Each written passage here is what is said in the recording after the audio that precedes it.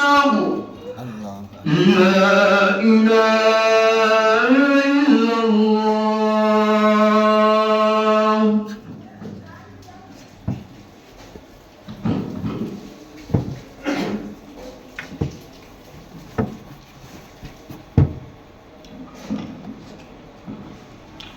Alhamdulillahi rabbil alamin wal aqibatu lil muttaqin wa la udwana illa 'alal zalimin. أشهد أن لا إله إلا الله وحده لا شريك له الملك الحق المبين وأشهد أن سيدنا ونبينا محمدا عبده ورسوله الصادق الوعد الأمين. اللهم صل وسلم وبارك على سيدنا ومولانا محمد وعلى آله وصحبه ومن تبعهم بإحسان إلى يوم الدين. قال الله تعالى في كتابه الكريم وهو أصدق القائلين: أعوذ بالله من الشيطان الرجيم. يا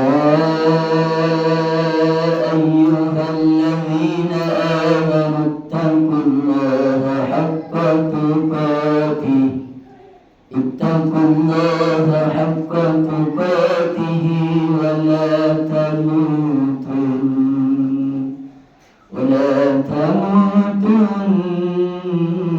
إلا وأنتم مسلمون. صدق الله العظيم وصدق وبلغ رسوله النبي الكريم ونحن على ذلك من الشاهدين. أما بعد فيا عباد الله أوصيكم ونفسي بتقوى الله وطاعته لعلكم تفلحون. اتقوا الله فقد فاز المتقون. معاشر المسلمين وزمرة المؤمنين جماعة Masjid Baitur Rahim rahimakumullah.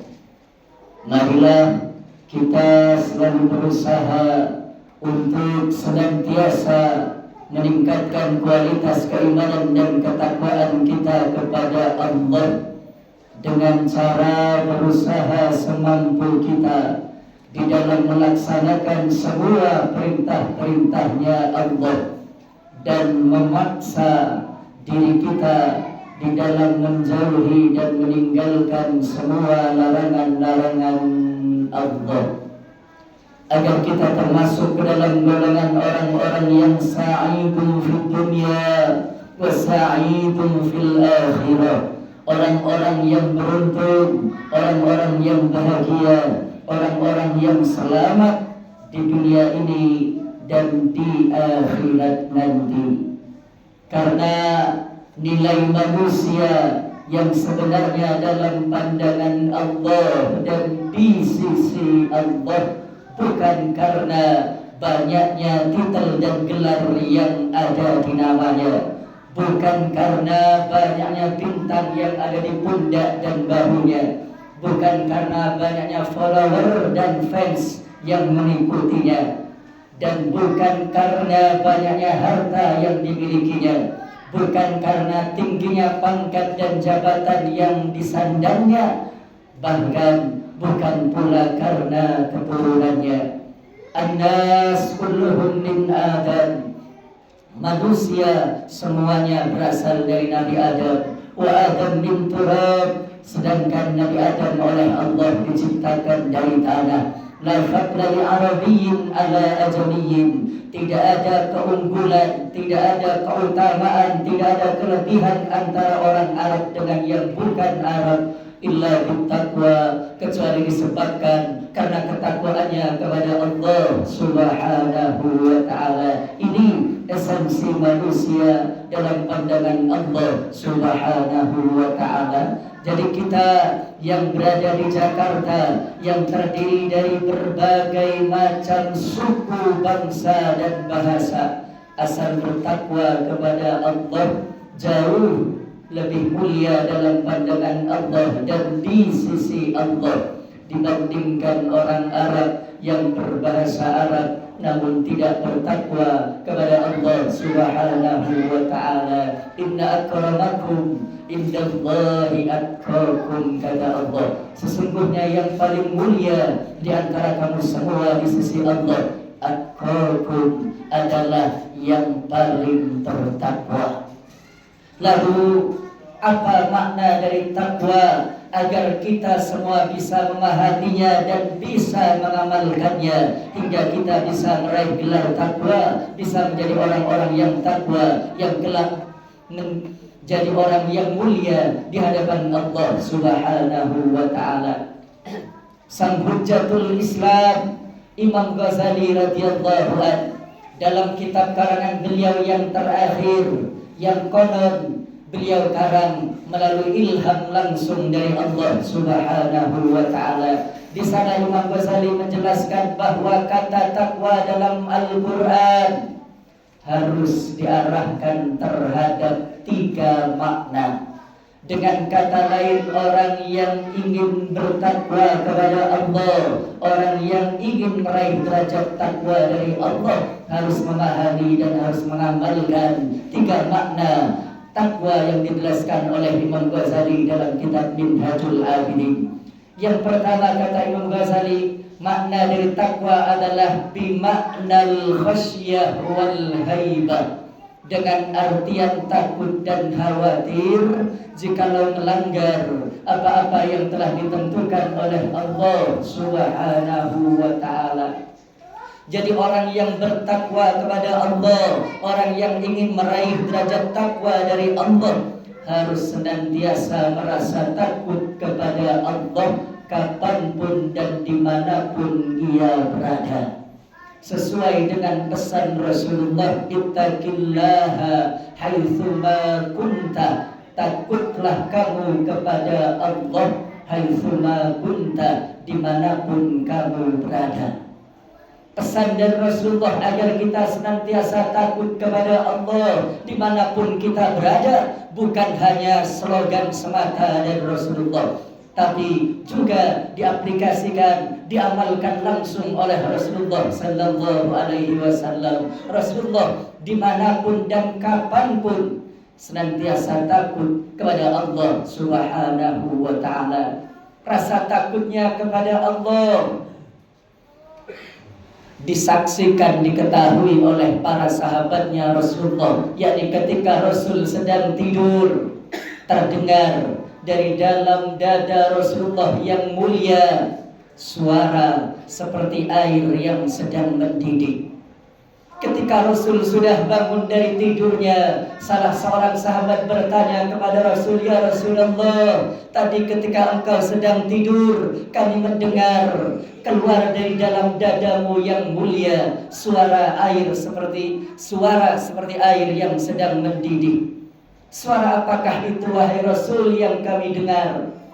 Jawaban Rasulullah, "Itu adalah rasa takutku kepada Allah, zikirku kepada Allah, karena tanamu ainaya wa la yanamu qalbi." Karena yang tidur hanya kedua mataku, hatiku tidak pernah tidur, senantiasa berzikir, senantiasa ingat kepada Allah, dan senantiasa takut kepada Allah Subhanahu wa ta'ala. Ini Rasulullah dalam keadaan tidur pun masih ingat dan takut kepada Allah Subhanahu wa ta'ala. Juga rasa takut kepada Allah yang sangat luar biasa dimiliki oleh sahabatnya Rasulullah yang bergelar Al-Faruq, pembeda antara yang hak dan yang batil, pemisah antara yang hak dan yang batil, yakni Sayyidina Umar radhiyallahu anhu. Yang Sayyidina Umar oleh Rasulullah dinyatakan, "Innallaha ja'alal haqqa ala lisani Umar wa qalbi." Sesungguhnya Allah menjadikan yang hak berada di lisannya Umar dan di hatinya Umar. Artinya apa? Sayyidina Umar senantiasa berada di jalan yang hak, jalan yang benar, yang diridhai Allah Subhanahu wa ta'ala. Hingga saking konsistennya Sayyidina Umar terhadap yang hak, setan-setan tidak berani melewati suatu jalan yang jalan itu telah dilalui oleh Sayyidina Umar radhiyallahu anhu. Sayyidina Umar yang ketakwaannya, keimanannya, kecintaannya kepada Rasulullah dan kepada Allah sangat luar biasa, bahkan telah dijamin oleh Rasulullah masuk surga. Dalam satu riwayat, Nabi seakan-akan mengabsen sahabatnya satu persatu. Abu Bakar, anta fil jannah, Abu Bakar, engkau kelak di dalam surga. Umar, anta fil jannah, Umar, engkau pun nanti berada di dalam surga. Uthman, anta fil jannah, Ali, anta fil jannah. Sampai 10 sahabat yang namanya disebutkan oleh Rasulullah satu persatu dan dijamin surganya oleh Rasulullah. Namun meskipun demikian, Sayyidina Umar meskipun telah dijamin oleh Rasulullah kelak akan masuk ke dalam surga, bahkan makamnya berdampingan, bersanding dengan makamnya Rasulullah di Madinah Al-Munawwarah, masih memiliki rasa takut yang luar biasa kepada Allah Subhanahu wa ta'ala. Rasa takutnya Sayyidina Umar kepada Allah dinyatakan langsung oleh Sayyidina Umar ketika Sayyidina Umar sedang berkhutbah. Dalam kitab Hilyatul Aulia, khutbahnya Sayyidina Umar yang menunjukkan betapa besar rasa takutnya Sayyidina Umar kepada Allah. Beliau nyatakan ketika sedang khutbah, "Lau nada munadim minas sama." Kata Sayyidina Umar, seandainya ada seruan, ada pengumuman dari langit. Pengumuman dari langit tersebut berupa, "Ayyuhan nas, innakum dakhilunal jannah kullukum ajma'un illa rajulan wahida la khiftu an akuna huwa." Pengumuman itu seandainya berupa bahwa manusia semuanya kelak akan masuk ke dalam surga, illa rajulan wahida, kecuali cuma satu orang saja yang akan masuk ke dalam neraka.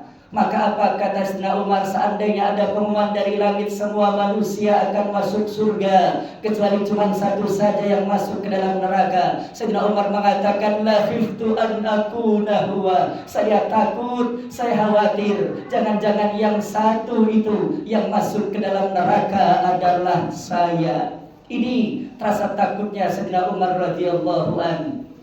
Lalu makna yang kedua kata Imam Ghazali dari takwa adalah bimakna ta'ati wal ibadah, dengan artian senantiasa taat dan ibadah kepada Allah Subhanahu wa ta'ala. Jadi orang yang bertakwa kepada Allah, orang yang ingin meraih derajat takwa dari Allah, maka kapanpun dan dimanapun harus senantiasa taat dan beribadah kepada Allah Subhanahu wa ta'ala. Karena kita hakikatnya diciptakan oleh Allah untuk beribadah kepada Allah Subhanahu wa ta'ala. Wa ma khalaqtul jinna wal insa illa liya'budun. Tidak aku ciptakan jin dan manusia illa liya'budun, kecuali untuk beribadah kepadaku.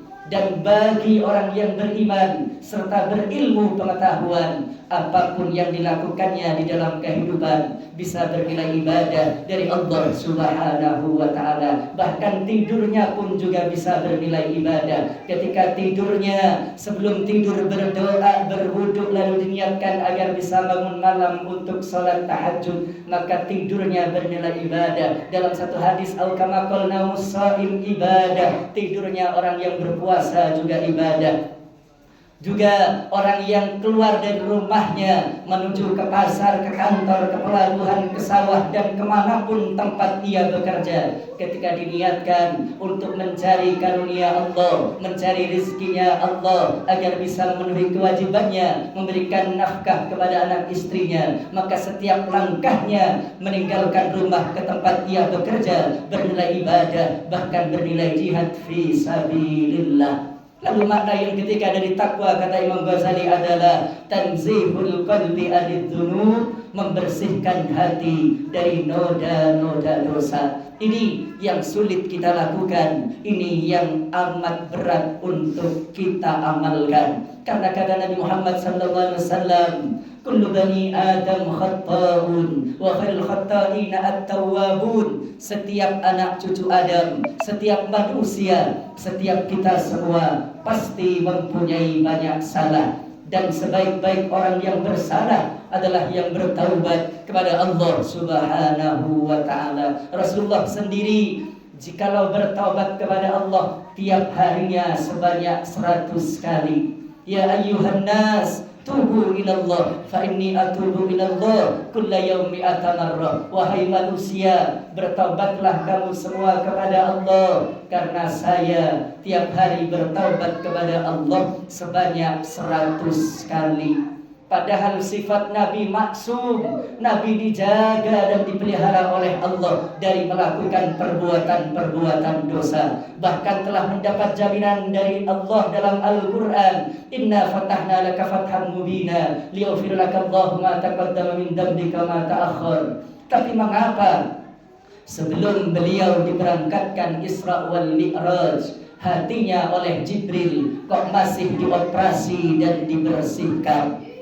Itu bukan berarti hatinya Rasulullah kotor, bukan. Hatinya Rasulullah sudah sangat-sangat bersih. Jangankan hatinya Rasulullah, kencingnya Rasulullah suci, darahnya Rasulullah pun juga suci. Ada sahabat yang minum kencingnya Rasulullah, lalu dinyatakan oleh Rasul, penyakit tidak akan pernah menimpa pada tubuhmu. Ada sahabat yang meminum dalam darah bekamnya Rasulullah, lalu Rasulullah menyatakan, api neraka tidak akan pernah menyentuh kulitmu.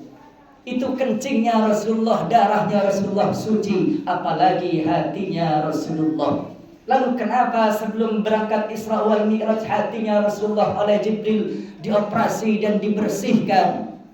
Itu hanya sebuah tamsil, hanya sebuah cermin, hanya sebuah contoh bahwa jikalau manusia ingin berhubungan dengan Allah, jikalau manusia ingin menghadap Allah, jikalau manusia ingin beribadah kepada Allah, maka sebelumnya harus membersihkan hati.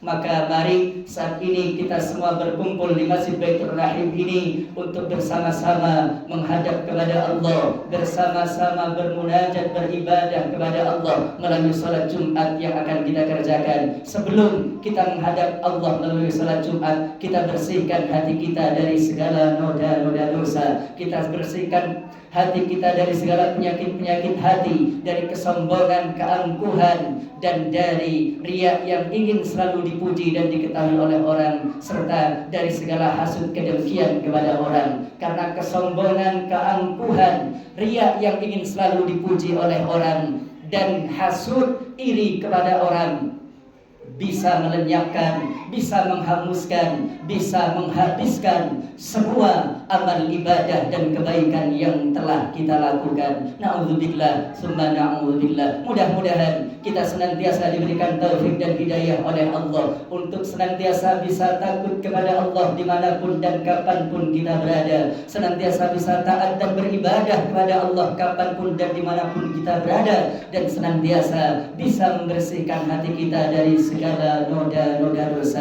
hingga kita bisa meraih gelar takwa dari Allah yang nantinya akan menjadi orang-orang yang mulia di hadapan Allah Subhanahu wa taala, dan berhak dimasukkan ke dalam surganya Allah berkumpul dengan Rasulullah. Amin ya rabbal alamin. A'udzubillahi minasyaitonir rajim. Wasari'u ila maghfiratin min rabbikum wa jannah arduha as-samawati wal ardu u'iddat lil muttaqin.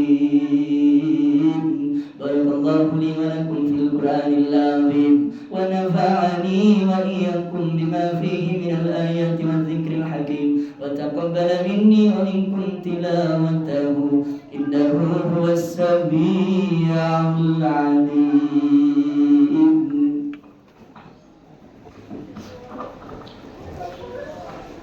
Allahumma salli wa sallim ala sayyidina Muhammadin wa ala ali sayyidina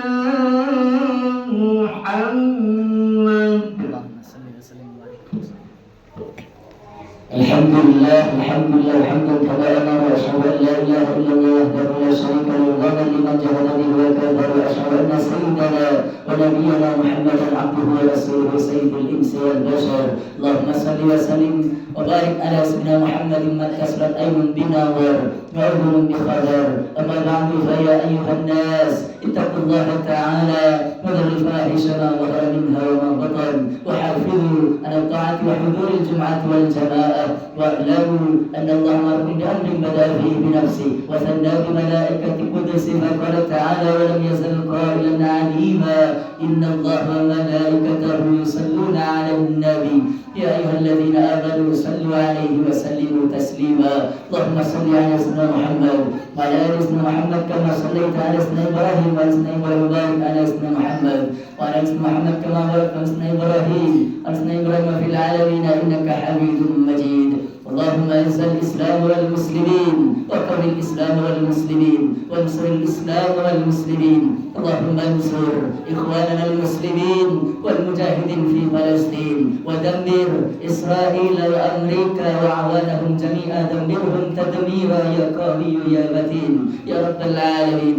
اللهم اغفر للمسلمين والمسلمات والمؤمنين والمؤمنات الأحياء منهم والأموات برحمتك يا واهب العطيات. اللهم ادفع أن الغلاء والوباء والربا والزنا والسلاسل والمحن وسوء الفتن ما ظهر منها وما بطن أم بلدنا هذا إندونيسيا خاصة وأمثال بلاد المسلمين عامة يا رب العالمين.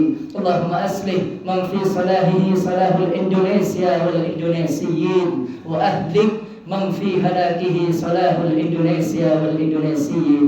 ربنا هب لنا من أزواجنا وذرياتنا قرة أعين جعلنا للمتقين إماما.